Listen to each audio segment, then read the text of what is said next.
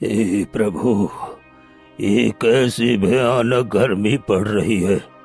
मेरा पूरा शरीर पसीने से भीग गया है और गला प्यास से सूख रहा है। इस पहाड़ी इलाके में अब रहना बहुत कठिन है। पहले यहाँ झरने बहते थे, ठंडी हवा चलती थी, लेकिन आज तो चारों तरफ सूखा ही सूखा है। जो छोटे बड़े तालाब थे वो भी सूख गए हैं। लगता है अब इस पहाड़ी इलाके में मेरा गुजारा नहीं हो पाएगा। अगर मैं इसी तरह बैठा रहा तो शायद प्यास और गर्मी से यही मेरी मृत्यु हो जाएगी। हाँ, मैंने 100 साल तक भगवान की तपस्या की है और हमेशा भगवान से गांव वालों का भला ही मांगा है। शायद अब समय आ गया है कि मैं गांव जाऊं और किसी से थोड़ा पानी और सहायता मांगूं। अगर गांव के लोग थोड़ी सी भी दया दिखा दें और मुझे थोड़ा पानी दे दें तो शायद मेरा शरीर फिर से संभल जाए। नहीं तो इस भयानक गर्मी में मेरी जान ही चली जाएगी। इसी सोच के साथ वे जंगल की पहाड़ी से नीचे उतरकर गांव की ओर चल पड़े ताकि गांव वालों से मदद मांग सकें। गर्मी इतनी भयानक पड़ी कि चारों तरफ सूखा पड़ गया था। तेज धूप और गर्म हवाओं से साधु का शरीर पसीने से भीग गया था। क्या हुआ मुखिया जी, आप बहुत परेशान लग रहे हैं और आप सब यहाँ एक साथ? सब ठीक तो है ना? भोला बनने की जरूरत नहीं है रमेश। तुमने मेरे घर से धन चुराया है। जल्दी बता, मेरा धन कहाँ रखा है, वरना आज तुम्हारी खैर नहीं। ये आप कैसी बातें कर रहे हैं मुखिया जी? मेरा संस्कार ये नहीं कहता कि मैं किसी की चोरी करूं। मैंने कोई चोरी नहीं की है। आप मेरी बातों पर यकीन करें। ठीक है, तुम्हारे घर की तलाशी ली जाएगी। अगर मेरे हिस्से का एक भी धन मिला तो देख मैं आज तुम्हारे साथ क्या करता हूँ। गाँव वालों, तलाशी लो। सभी गांव वाले रमेश के घर में घुस जाते हैं और तलाशी करने लगते हैं। कुछ ही देर में रमेश के घर से ढेर सारे सोने के सिक्के निकलते हैं। वाह रमेश वाह, तू तो बड़ा मासूम बन रहा था मेरे सामने, और ये सारे सिक्के कैसे निकल गए तुम्हारे घर से? अरे तू भिखमंगा, तुझे मैं काम दिया कि तू और तेरी पत्नी को 2 वक्त की रोटी नसीब हो, लेकिन तूने तो मेरी ही तिजोरी खाली करना चाहा। मुझे नहीं पता मुखिया जी, ये सिक्के मेरे घर में कैसे आए? मैंने कोई चोरी नहीं की है मुखिया जी। मैंने कभी किसी का हक नहीं छीना। मैं तो मेहनत की सूखी रोटी खा लूंगा, लेकिन किसी की दौलत पर नजर नहीं डालूंगा। आप बचपन से मुझे जानते हैं, मेरे पिता ने भी हमेशा ईमानदारी सिखाई थी। अगर आज मुझ पर चोर का दाग लग गया तो उनकी आत्मा भी रो पड़ेगी। आप मेरी बात पर यकीन करिए। तभी कुसुम भागते हुए आती है। नहीं मुखिया जी, ये आप कैसी बातें कर रहे हैं? मेरे पति ऐसा नहीं कर सकते। अच्छा, तो तुम भी अपने पति का साइड लेने लगी? अरे तुम्हारे पति ने चोरी की है और रंगे हाथों पकड़ा गया है। मारो गाँव वालों, मारो इसे। सभी गांव वाले टूट पड़ते हैं और रमेश और उसकी पत्नी कुसुम को बुरी तरह मारते हैं।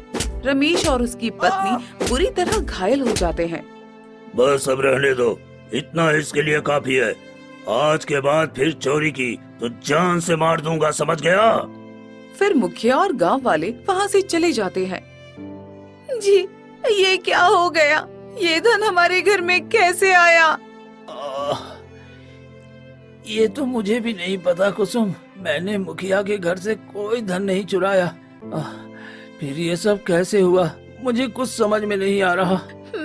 मैं जानती हूँ जी, आप ऐसे नहीं हैं, पर आज जो अपमान हुआ है वो मेरे दिल को चीर रहा है।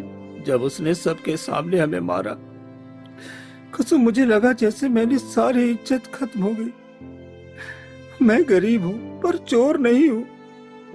मेरे हाथ देखो, ये खेतों में मेहनत करते हैं, किसी का धन नहीं चुराते। फिर भी सबने मुझे दोषी मान लिया। हमारा कसूर बस इतना है कि हम कमजोर हैं, कोई हमारी सुनने वाला नहीं है।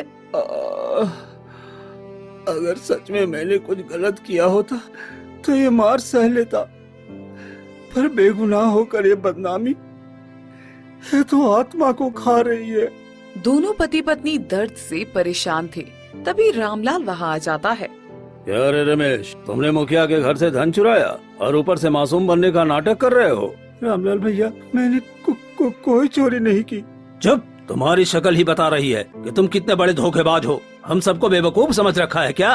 भैया भैया, हम गरीब हैं पर बेईमान नहीं है। गरीबी का बहाना मत बनाओ। मेहनती आदमी कभी चोरी नहीं करता। तुमने पूरे गांव का सिर झुका दिया है। अब जल्दी से यह घर खाली करो रमेश, क्योंकि चोरों के लिए यह घर नहीं है। तुम अपनी पत्नी को लेकर यहाँ से निकल जाओ। गांव में चोरों के लिए कोई जगह नहीं है। तुमने पिताजी का नाम डुबा दिया। ये आप क्या कह रहे हैं भैया? ये तो पिताजी का घर है, इसमें मेरा भी अधिकार है। मैं कैसे छोड़ दूं? ये तो मेरे हिस्से का घर है। अरे बदतमीज, जब पिताजी का नाम चोरी करके डुबा दिया तो उनके जमीन और घर में तुम्हारा अधिकार नहीं है, और इस कागज पर मैंने तुमसे अंगूठा भी लगवा लिया है, इसलिए ये जमीन मेरी है। अब निकल जाओ यहाँ से। ऐसा मत करिए भैया, बहुत गर्मी पड़ रही है। इतनी धूप में मैं अपनी पत्नी को लेकर कहाँ जाऊँगा? कुछ तो रहम करिए। भिखारियों के लिए मैंने कोई धर्मशाला नहीं खोली है। निकल यहाँ से। फिर रामलाल रमेश को पकड़कर बाहर धक्का दे देता है। दोबारा इस घर में आने की कोशिश की तो देख मैं क्या करता हूँ। अपनी पत्नी को लेकर चला जा और फिर दोबारा इस गांव में कदम मत रखना। दोनों पति पत्नी दुखी मन से घर से निकल जाते हैं। धूप इतनी थी कि सर से पसीना चूने लगा था। कुछ दूर जाने के बाद एक पेड़ की छाया में दोनों बैठ जाते हैं। हे भगवान, अब मैं क्या करूं? मुझे कुछ समझ में नहीं आ रहा। कुसुम, अब हम कहाँ जाएंगे इतनी गर्मी में? और ऊपर से लू चल रही है और दोपहर के वक्त घर से निकलते ही प्यास लग गई। हाँ जी, देखिए ना, बहुत गर्मी है। मुझे भी बहुत जोर से प्यास लग रही है। अब मेरा गला सूखने लगा है। अब मैं एक कदम आगे नहीं जा सकती। लगता है कि अब प्यास के मारे जान ही निकल जाएगी। ऐसे में तो हम कहीं जा ही नहीं पाएंगे। कुसुम, एक काम करते हैं, चलो गांव वालों से मदद मांगते हैं, शायद कोई हमारी मदद करे। ठीक है, पर मैं एक कदम भी आगे नहीं जा सकती। आप जाओ, कहीं से पानी ले आओ। मैं आपका यही इंतजार कर रही हूँ। रमेश परेशान होकर एक गांव वाले के घर के पास जाता है।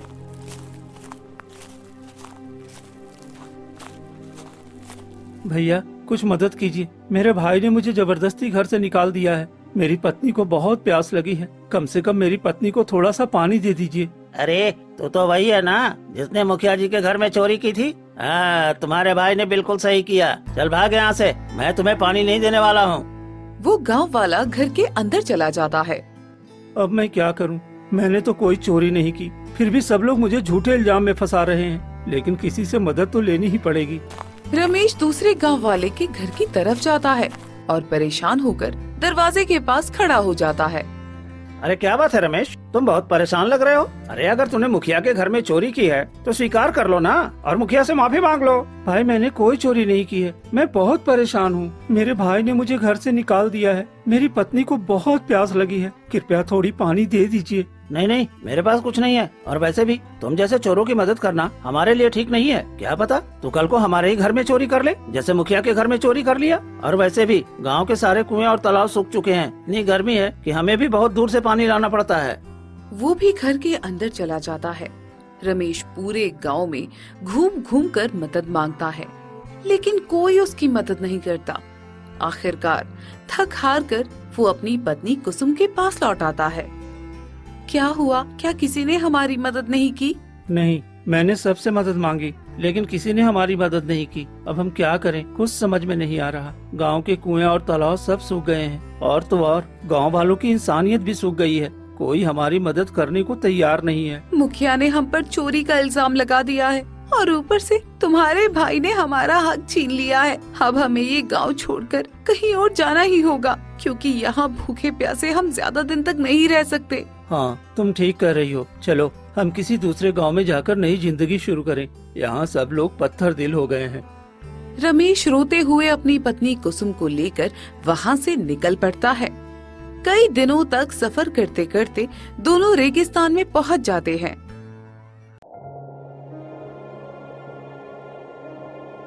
कई घंटे चलने के बाद कुसुम अचानक बेहोश होकर गिर पड़ती है। मुझे बहुत जोर की प्यास लगी है, अब और सहन नहीं हो रहा मुझसे। तुम यहीं रुको, मैं अभी पानी का इंतजाम करके आता हूँ। यहाँ चारों तरफ रेगिस्तान है, लेकिन उधर जंगल दिखाई दे रहा है। मैं वहाँ से पानी लेकर आता हूँ। रमेश पागलों की तरह दौड़ता हुआ जंगल की ओर चला जाता है।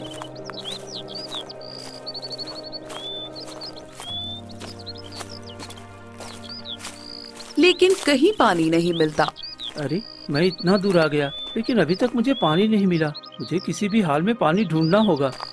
रमेश थोड़ा और आगे बढ़ता है, तभी उसे एक छोटा सा तालाब दिखाई देता है। अरे, यहाँ पानी है। चलो जल्दी से पानी लेकर कुसुम के पास लौटता हूँ। पता नहीं वो किस हालत में होगी। रमेश जल्दी से पत्तल में पानी भर लेता है और वापस जाने लगता है।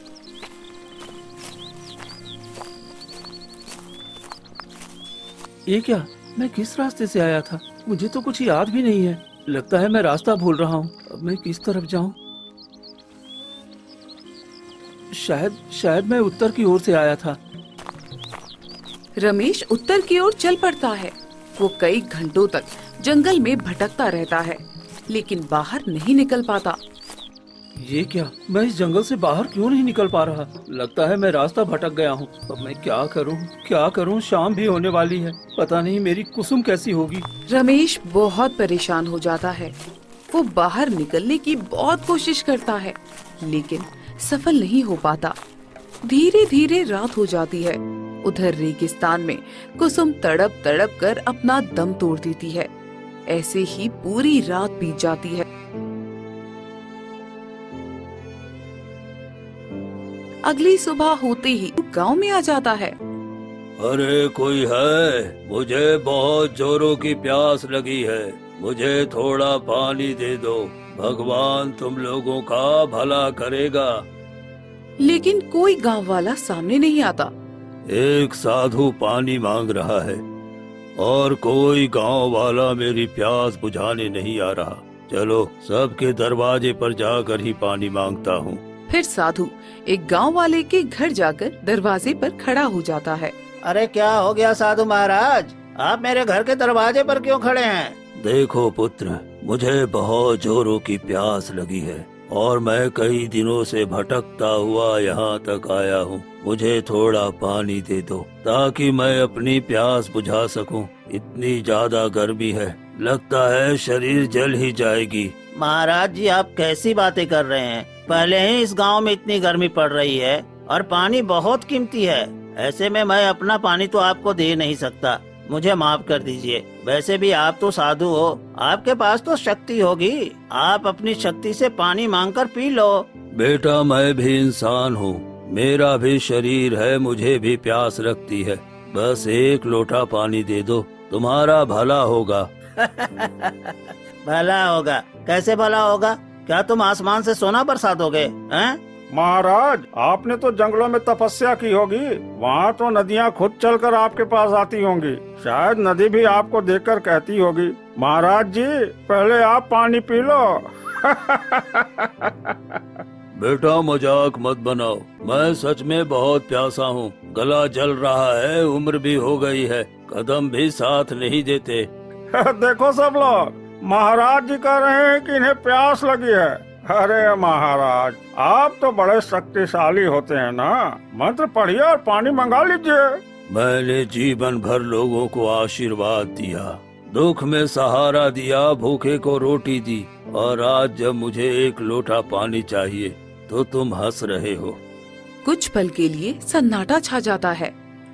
बेटा, पानी की कमी से पहले इंसानियत की कमी खतरनाक होती है। तुमने आज मेरे शरीर की प्यास नहीं बुझाई, पर अपने दिल की दया को जरूर सुखा दिया।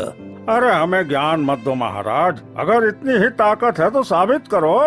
अभी इस वक्त बारिश करा दो, वरना मान लेंगे कि तुम्हारी तपस्या झूठी है। साधु ने कांपते हाथों से आसमान की ओर देखा। उसकी आंखों से एक आंसू का बूंद टपककर सूखी धरती पर गिर जाता है। आज तुमने एक प्यासे बूढ़े का नहीं, इंसानियत का मजाक उड़ाया है। याद रखना, जब धरती रोएगी तब तुम्हारी हंसी नहीं बचेगी। इतना कहकर साधु वहाँ से चले जाते हैं। तुम सब कितने पत्थर दिल इंसान हो। एक साधु प्यास से तड़प रहा है और तुम लोग मदद नहीं कर रहे। अरे कोई तो इंसानियत दिखाओ। मुझे पानी दे दो, मुझे बहुत जोरों से प्यास लगी है। साधु चिल्लाता रहता है, लेकिन कोई गांव वाला उन्हें पानी देने नहीं आता। अचानक साधु जमीन पर गिर पड़ता है और तड़पते हुए अपनी आखिरी सांस लेने लगता है। तुम सब बहुत पत्थर दिल हो। माना गर्मी है और पानी की कमी है, लेकिन तुम्हारे दिल में दया नाम की कोई चीज नहीं है। आज मैं मर रहा हूँ, लेकिन तुम सबको श्राप देता हूँ कि जिस तरह तुमने मुझे पानी नहीं दिया, उसी तरह गर्मी इतनी भयानक हो जाएगी कि तुम सब तड़प तड़प कर मरोगे, तड़प तड़प कर मरोगे। इतना कहते ही साधु महाराज अपनी आखिरी सांस गिनते हैं। इतने में मुखिया और सभी गांव वाले वहां आ जाते हैं। अरे इसे मरना ही था तो हमारे गांव में ही क्यों मरा? गांव के बाहर जाकर मर जाता। अब कौन इसका अंतिम संस्कार करेगा? अरे मुखिया जी, इसके अंतिम संस्कार के लिए ढेर सारी लकड़ियाँ चाहिए और लकड़ियाँ काटने के लिए जंगल जाना होगा। इतनी धूप में कौन जाएगा? हैं? मैं तो कहता हूँ कि इसे यहीं रहने दो। मर गया तो क्या हुआ? कौन सा ये मेरा सगा था कि मैं इसका अंतिम संस्कार करूं? हाँ, तो मुझे भी इससे क्या मतलब है? वैसे भी 1-2 दिन में कोई जंगली जानवर ये शरीर खींच कर ले जाएगा और खा जाएगा। चलो चलते हैं। सभी गांव वाले वहां से चले जाते हैं। साधु महाराज का शरीर मिट्टी पर वैसे ही पड़ा रहता है और कोई भी उनका अंतिम संस्कार नहीं करता। ऐसे ही एक दिन बीत जाता है। वहीं दूसरी तरफ रमेश जंगल में परेशान होकर भटक रहा होता है और जैसे तैसे जंगल से बाहर निकल आता है। अरे चलो, मैं जंगल से निकल गया। 2 दिनों से भटक रहा था, अब जाकर बाहर आया हूँ। पता नहीं मेरी पत्नी की क्या हालत होगी। मुझे कुसुम के पास जाना होगा। रमेश भागते हुए कुसुम के पास पहुँच जाता है तो देखता है कि कुसुम मर चुकी होती है।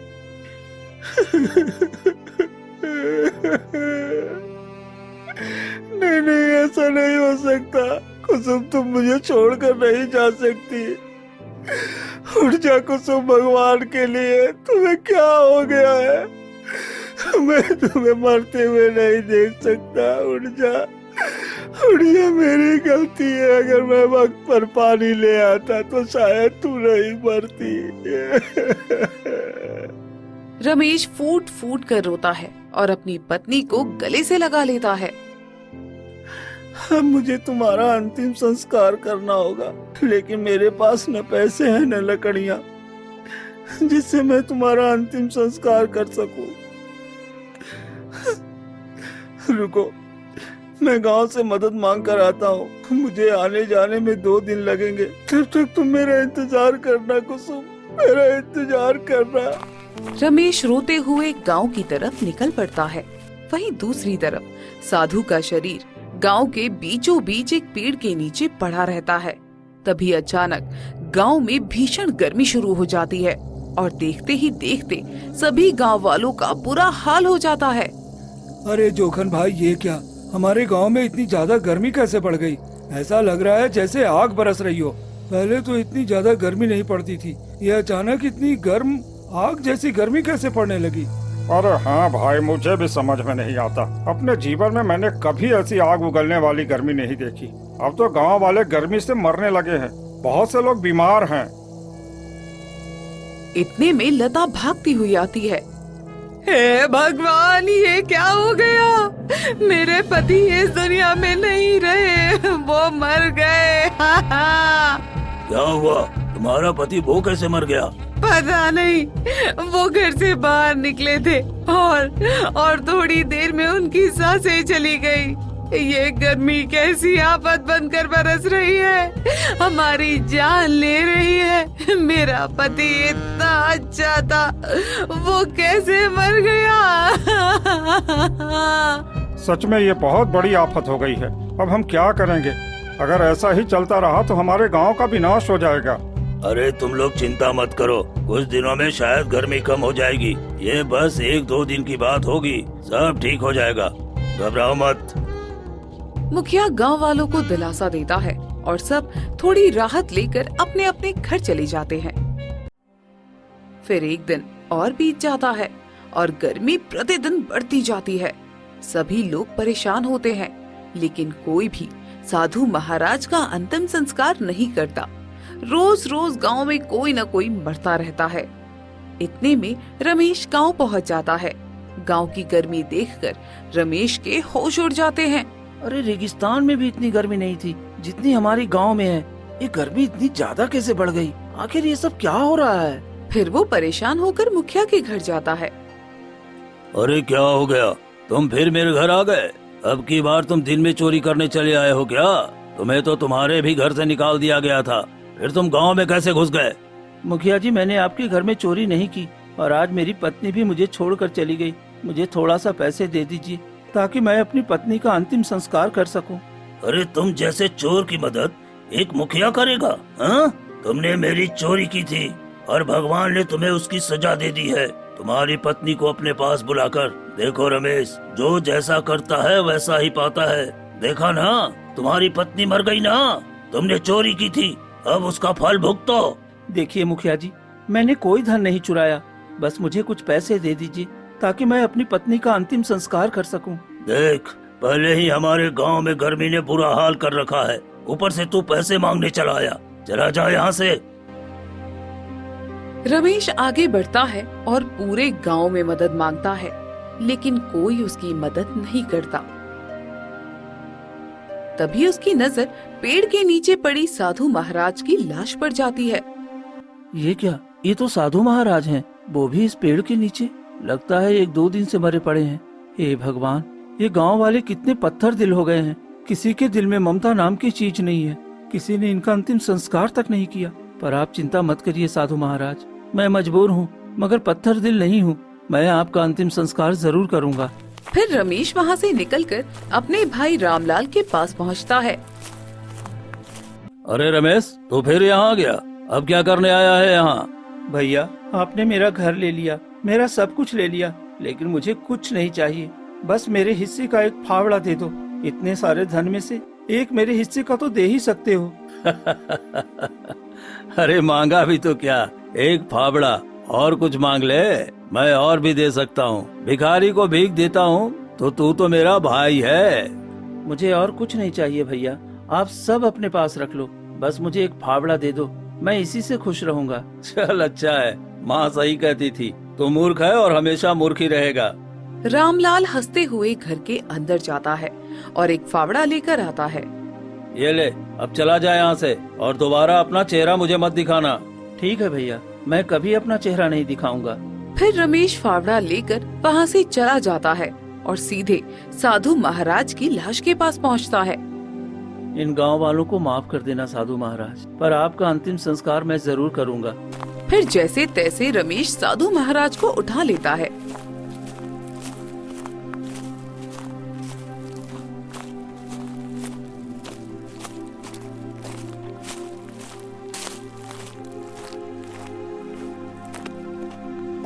और कई घंटों का सफर तय करके रेगिस्तान में अपनी पत्नी कुसुम के पास पहुंच जाता है। ठीक है, अब मुझे आप दोनों का अंतिम संस्कार करना है। लकड़ियाँ तो इतनी है नहीं कि मैं आप दोनों को जला सकूं, लेकिन मैं इसी मिट्टी के नीचे आप दोनों का अंतिम संस्कार कर सकता हूं। फिर रमेश फावड़े से रेगिस्तान खोदने लगता है। गर्मी और धूप से लथपथ 2 गड्ढे बनाता है। वो साधु महाराज और कुसुम दोनों को मिट्टी के अंदर डालकर ढक देता है और फूट फूट कर रोने लगता है। मुझे माफ कर दो कुसुम, मैं तुम्हारा ध्यान नहीं रख पाया। और साधु महाराज, आप भी मेरे गांव वालों को माफ कर दीजिए, जिसकी वजह से आपको ये सजा झेलनी पड़ी। अब मैं गांव में जाकर क्या करूं? अब आपकी छत्र छाया में ही मैं अपना बाकी जीवन यही बिताऊंगा। फिर रमेश वहीं एक छोटी सी झोपड़ी बना लेता है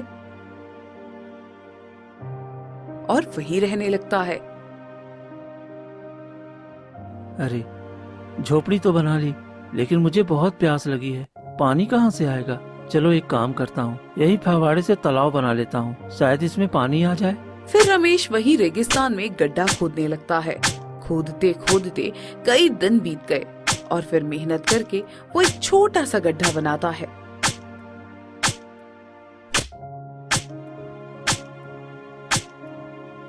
लेकिन उसमें एक बूंद पानी नहीं निकलता। अरे मैं इतना नीचे तक मिट्टी खोद चुका हूँ, लेकिन पानी तो थोड़ा सा भी नहीं निकला। अब क्या करूँ? मुझे बहुत तेज प्यास लगी है। इतना कहते कहते रमेश बेहोश होकर उसी गड्ढे में गिर पड़ता है। कुछ ही देर में गड्ढे में अपने आप पानी भरने लगता है और देखते ही देखते पूरा गड्ढा पानी से लबालब भर जाता है। तभी कुछ देर बाद रमेश की आंखें खुलती है तो वो देखता है कि वो पानी के ऊपर तैर रहा है। अरे ये क्या? मैं पानी में हूँ। मुझे यकीन नहीं हो रहा कि मैंने अपने हाथों से तालाब बनाया है, उसी में पानी भर गया। ये तो बहुत खुशी की बात है। लगता है ये सब साधु महाराज के आशीर्वाद की वजह से हुआ है। रेगिस्तान में भी मैं तालाब बना पाया। अब मैं यहाँ अच्छा जीवन बिता सकता हूँ। फिर रमेश वहीं खुशी खुशी रहने लगता है। वहीं दूसरी तरफ गांव में दिन प्रतिदिन बीतते जाते हैं और रोज किसी न किसी की मृत्यु होती ही रहती है। इससे घबराकर सभी गांव वाले चौपाल पर इकट्ठा हो जाते हैं। मुखिया जी, अब तो हमें कोई बड़ा फैसला लेना होगा। जब से साधु महाराज हमारे गांव में मरे हैं, हमारी मृत्यु दर बढ़ती जा रही है। रोज 2-3 लोग मर रहे हैं और हमारे सारे कुएं और तालाब सूख गए हैं। अगर यही चलता रहा तो हमारा गांव पूरा का पूरा खत्म हो जाएगा। हाँ, तुम सही कह रहे हो। हमने शायद बहुत बड़ी गलती कर दी, रमेश के साथ भी और साधु महाराज के साथ भी। वो तो अपनी पत्नी का अंतिम संस्कार करने चला आया था, लेकिन हमने उसकी कोई मदद नहीं की और साधु महाराज को हम लोगों ने पानी नहीं दिया। यही सब की बद्दुआ हमारे गांव पर ये आफत ला रही है। इतने में रामलाल भागते हुए आता है। मुझे माफ कर दीजिए मुखिया जी, ये सब मेरी वजह से हुआ है। मैंने अपने भाई पर झूठा इल्जाम लगाया। मेरी पत्नी और मेरा बच्चा भी आज इस दुनिया को छोड़कर चला गया। क्या? तुम्हारी पत्नी भी और बच्चा भी? ये क्या हो गया? हाँ, मेरी पत्नी और मेरा बच्चा दोनों मर गए। ये सब मेरे ही पाप कर्मों की सजा है।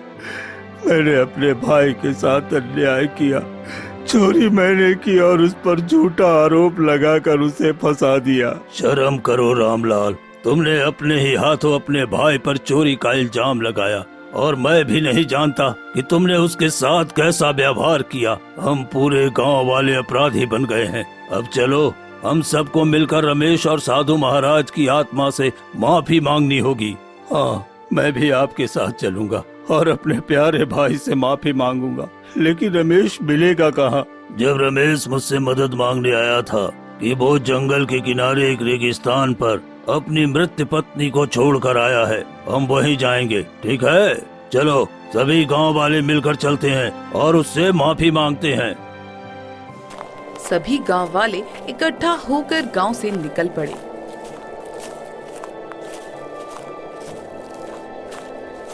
और कई घंटे सफर तय करने के बाद रेगिस्तान में पहुंच गए। मुझे बहुत जोर की प्यास लगी है। यहाँ आसपास तो पानी भी नहीं दिख रहा। अब हम क्या करें? मुझे तो एक कदम चला नहीं जा रहा। लेकिन देखो मुखिया जी, रेगिस्तान के बीचों बीच कोई हरा हरा पेड़ और एक झोपड़ी दिखाई दे रही है। शायद वहाँ पानी भी होगा। चलिए चलते हैं। सभी गांव वाले झोपड़ी की ओर बढ़ते हैं। झोपड़ी के अंदर रमेश बैठा हुआ होता है और उसके बगल में एक छोटा सा तालाब देखकर सभी अचंभित रह जाते हैं। अरे ये सब कैसे हो गया? ये तालाब वो भी रेगिस्तान में? ये कैसे संभव है? चलिए चलकर हम सब देखते हैं। आखिर वहाँ पर कौन है जो इतनी रेगिस्तान में पेड़ पौधे उगा सकता है? फिर सभी लोग रमेश की झोपड़ी के सामने खड़े हो जाते हैं। तभी रमेश बाहर आता है। अरे मुखिया जी और भैया, आप यहाँ? क्या हुआ? सब ठीक तो है ना? रमेश, हमें माफ कर दो, हमसे भूल हो गई। पता नहीं भगवान हमें माफ करेगा कि नहीं, लेकिन हम अपने किए पर बहुत शर्मिंदा हैं। लेकिन रमेश, ये क्या? यहाँ रेगिस्तान में पानी और तालाब कैसे? वहाँ गांव में पानी मिल नहीं रहा और यहाँ पानी ही पानी है। ये साधु महाराज का आशीर्वाद है। मुखिया जी, आप लोगों ने साधु महाराज को एक बूंद पानी तक नहीं दी और आज देखिए, उनके आशीर्वाद से मैं रेगिस्तान में सुरक्षित हूँ। अपनी पत्नी और साधु महाराज की कृपा से मेरी जिंदगी अच्छी चल रही है। भाई, मुझे माफ कर दो। मैंने तुम्हारे साथ बहुत गलत किया। मुझे ऐसा नहीं करना चाहिए था। शायद मेरे ही कर्मों की सजा भगवान ने मेरी पत्नी और मेरे बच्चों को दी है। मुझे माफ कर दे भाई, मैं तुमसे कितना भी माफी मांग लूं, पर मेरी पत्नी और मेरा बच्चा वापस नहीं आ सकता। भैया मुझे आपसे कोई शिकायत नहीं है। आपने अपना कर्म किया और मैंने अपना। मैं इस जीवन में खुश हूँ। रमेश, तुम मेरे गांव वापस चलो। शायद तुम चलोगे तो हमारे गांव की ये भयंकर गर्मी कम हो जाएगी। लोग बहुत मरे जा रहे हैं, निर्दोष भी मारे जा रहे हैं, औरत बच्चे मर रहे हैं। कुछ तो रहम करो। मैं माफ करने वाला कौन हूँ? साधु महाराज अपने बच्चों के साथ कभी अन्याय नहीं होते देखेंगे। वो आप लोगों को माफ कर देंगे। बस उनकी प्रतिमा गांव में बनाकर पूजा कीजिए, इससे आपके गांव की गर्मी कम होगी। धन्यवाद रमेश, तुमने हमें सही राह दिखाई। हम प्रतिमा बनाकर उनकी पूजा करेंगे और अब समझ गए हैं कि अन्याय और पाप की वजह से ही ये कष्ट आया था। फिर सभी लोग गांव वापस चले जाते हैं। अगली सुबह सभी गांव वाले साधु महाराज की प्रतिमा बनाकर गांव की सीमा पर लगा देते हैं और उनकी पूजा करने लगते हैं। देखते ही देखते गर्मी कम होने लगती है, हवा ठंडी होती है और लोग राहत महसूस करते हैं। देखो, आज हमारे गांव में फिर से जीवन लौट रहा है। फसलें हरी भरी हो रही हैं और लोग खुश हैं। आज से हम वचन देते हैं कि कभी किसी साधु, गरीब या भूखे प्यासे को अनदेखा नहीं करेंगे। हाँ, जो भी गांव में आए, गरीब, दुखिया, भूखा, प्यासा, हम दिल से स्वागत करेंगे और उनकी मदद करेंगे। और उस दिन के बाद से गांव वाले बदल गए। वहीं रमेश साधु महाराज और अपनी पत्नी कुसुम की याद में रेगिस्तान में ही अपनी झोपड़ी में खुशी खुशी अपना जीवन बिताने लगता है।